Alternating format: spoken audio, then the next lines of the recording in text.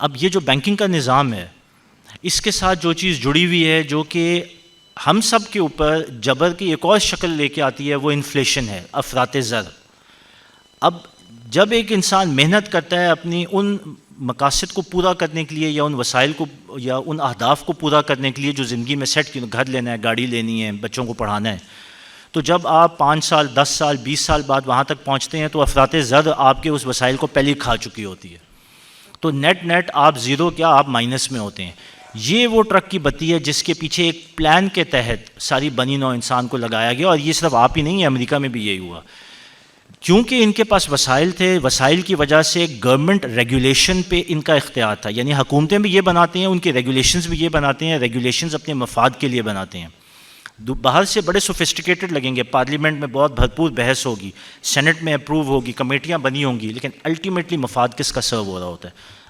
پاکستانیوں کو تو اس چیز کی بہت اچھا ادراک ہے، کیونکہ ہمارے ساتھ تو یہ گیم جو ہے یہ بھرپور طریقے سے کھیلی جا رہی ہے. امریکہ میں بھی یہی ہوا تھا. منیمم ویج سیٹ کی وہ اتنی کم ہوتی تھی کہ انسان یا لوگ جو ہیں اپنے بنیادی وسائل ہی پورے کریں. منیمم ویج سیٹ کرنے کے بعد لوگوں کا پورا نہیں پڑتا تھا تو بینکنگ سسٹم کو انٹروڈیوس کیا کہ لونز لے لو. اب لوگ لون کے اوپر اپنی خواہشات کو پورا کرتے ہیں، یعنی کہ وہ توق در توق آپ کے گلے کے اندر باندھ دیا.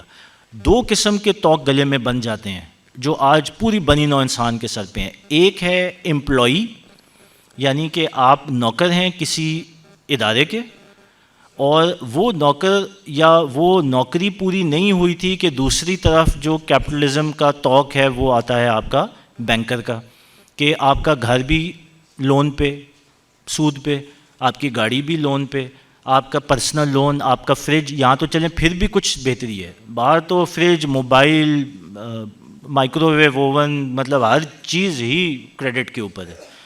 اور جس وقت کوئی چوں چاں کرے گا تو وہ آ جائیں گے کہ چلو، تو آپ بس سڑک پہ کھڑے ہوں گے.